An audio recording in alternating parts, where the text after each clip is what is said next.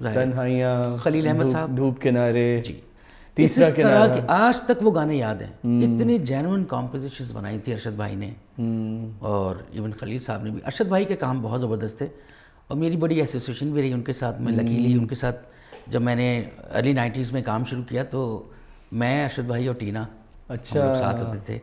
हमारा ग्रुप था।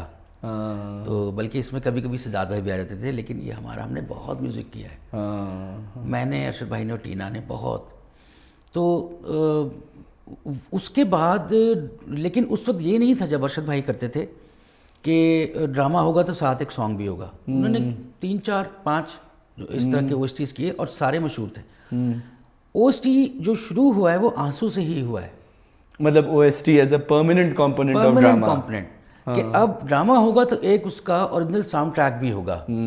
उससे पहले ओएसटी लोगों ने नहीं सुना था, ये टर्म मैंने ही दी थी पाकिस्तान में। अच्छा, हम इससे पहले कि मेरा नाम है मोहब्बत पे आए, ठीक है ना, उस गाने से भी मेरी वालदा को बड़ी मोहब्बत है, लेकिन मुझे याद है कि एक ओएसटी था, कभी हम खूबसूरत थे, हाँ, किताबों में बसी खुशबू की मानंद, तीसरा किनारा। उफ, मतलब मुझे याद है कोयटा में मेरी अम्मी ने मुझे पहली दफ़ा जब वो गाना सुनाया तो अम्मी रुहा सी हो जाती थी। हाँ, कि मतलब जिस तरह से उस गाने में एक पूरी लड़की की कैफियत है बयान की गई है, ज़हनी कैफियत की, और नैयरा आपा ने किस तरह उस चीज़ को गाया है। तो एक ये भी तो बात है ना कि आपको जिस लेगेसी को आगे ले जाना है वो इतनी बड़ी लेगेसी है जी। तो क्या आपके ऊपर कभी होता है कि यार इस तरह के गानों के साथ हमें इंसाफ करना है आगे जाके? तो ये चीज़ कभी जहन में होता है आपके पास कि ये भी एक बर्डन है हमारे पास? बिल्कुल, आगही का अजाब है।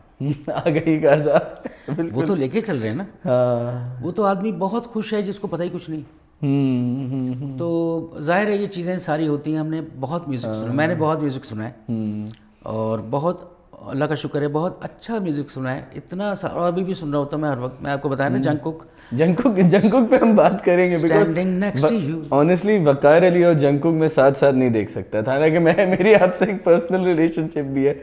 हम उस पर भी बिल्कुल बात करेंगे कि जैसे आपने कहा। और मतलब मैं लोगों को बताना चाह रहा हूँ कि धूप किनारे का जो ओएसटी था वो बाय द वे फैज़ साहब का लिखा हुआ था, कि जो आज न कल, जो ना रात न दिन, ये धूप किनारा, जो नैयरा आपा ने गाया था। तो it's a very interesting thing कि हम उस चीज़ से वाकिफ़ नहीं हैं। जैसे बहुत से लोगों को ये नहीं पता कि नजम शिराज ने जो वो गाया था, इनसे नैन मिला के देखो, वो मुनीर न्याजी का कलाम है। जी हाँ, ठीक है, चेहरा मेरा था निगाहें उसकी, परवीन शाकिर का कलाम है। तो एक आपकी जनरेशन तक मुझे ये लगता है कि जो पैरेलल एक लिटरेरी मूवमेंट चल रही थी, जिसमें नए नए शोरा आ रहे थे, और जो पॉप म्यूजिशियन थे, उनके दरमियान कोई एक कॉन्वर्जेशन चल रही थी